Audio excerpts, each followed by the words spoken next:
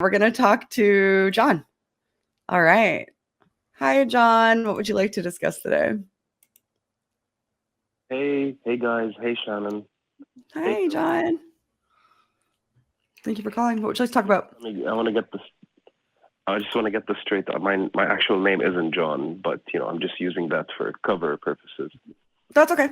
Yeah, it's just like the New Testament. It's all good. 100%. Except I'm not a Christian. I'm actually a Muslim. Okay. Cool. Yeah. What would you like to discuss? I just wanted to ask you guys regarding the issue of hell. How can I, get over this fear of hell? Okay. It depends on what your fear is grounded in, I think would be the first step. So do you still... No, it's... Go ahead. I'm sorry. Okay. No, I just... Yeah, Shannon, the thing is... Yeah, sorry, the call is lagging, so I don't want to talk over you. So basically, since I was a kid, I've been brain-fed and brainwashed with all these things, like if you do good, you're going to end up in paradise. If you do bad, you're going to go to hell. And this is me talking as a Muslim, and this goes to everyone who's a theist and who believes in their religion. But it's just, I can't get over it, It's like I always sleep at night and I think, like, someday, if I don't do good in this life, I'm going to end up in hell. If I do well, I'm going to end up in paradise. I got a couple of thoughts, John. It's like a psychological disorder, Yeah, I don't disagree with you. Part of the success of religion and its ability to stay with people and to be passed on to their children is creating this, codependent relationship where if you don't stay, it's going to be fucking worse for you. And I don't like that kind of thing, but different people get over it different ways. One thing that I've heard, and I know it's been said on this show before, is think of other religions around the world, and those people are afraid of a different type of hell from a different deity. Why aren't you afraid of the hell created by those deities? Because you didn't learn about them when you were a child. And it also pops into my mind, when our kids were really young, like 7, 8, 9, they were going to Sunday school. It's a whole nother long story, by the way. But my daughter came home from Sunday school and she said, because they had talked about the story of Abraham and Isaac, where Abraham takes Isaac up to the mountain to go kill him with a knife. And my daughter comes home really distraught. And she said to me something like, Dad, if you hear the voice of God in your head, are you going to kill me? Really? Really? That's the story we're teaching little kids, that your daddy might hear the voice of God and think that it's actually a good thing. And I had the ultimate answer, I thought, because she already knew at the time. I don't believe in Christianity. I don't believe in the Christian God. So if I heard a voice in my head that I thought was God, I would see that as a warning sign that I have a problem.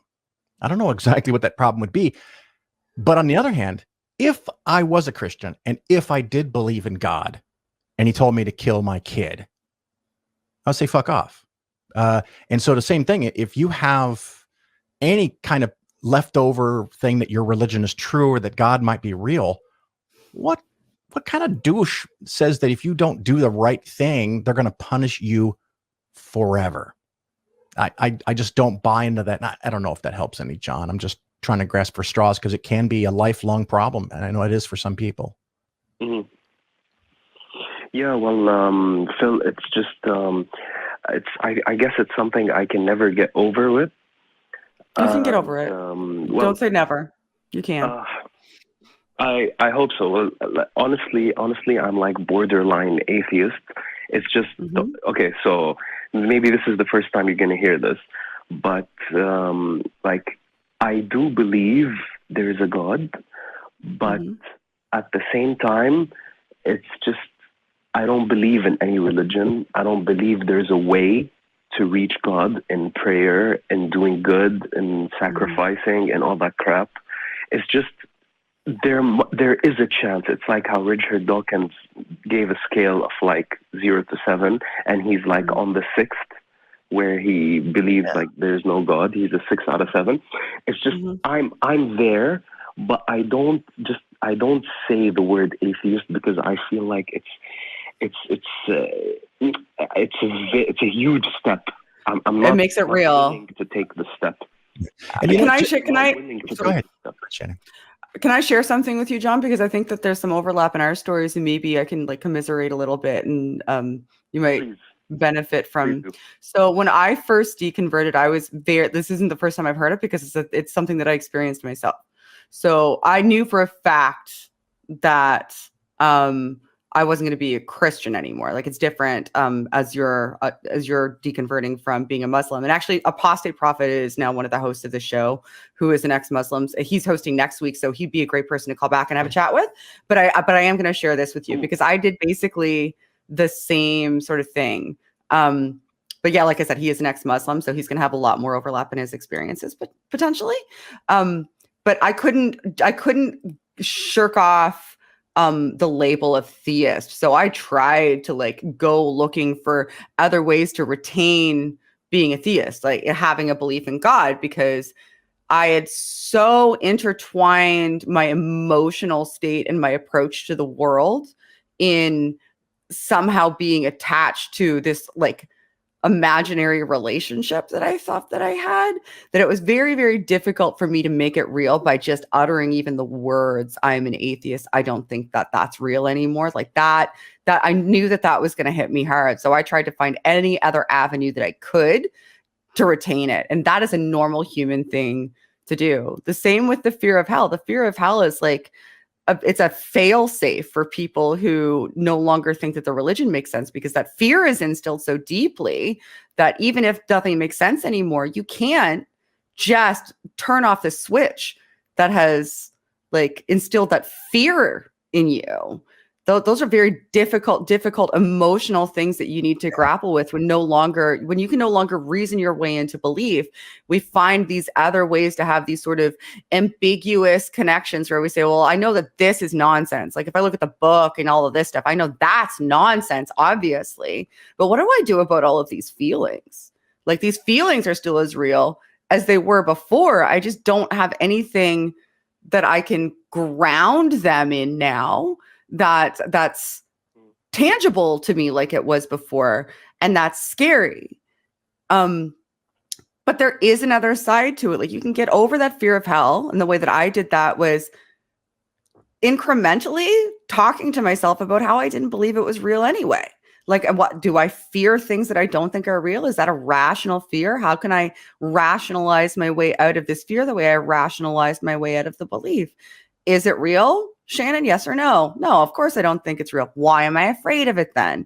Well, what if it is real? And then here's all of the reasons that I know that it's not real, right? Like, but you have to be gentle with yourself and give yourself that time, because your reason is going to operate mentally for you faster than changing around your emotions when they surround something like this. That's just unfortunately the way that minds work, right?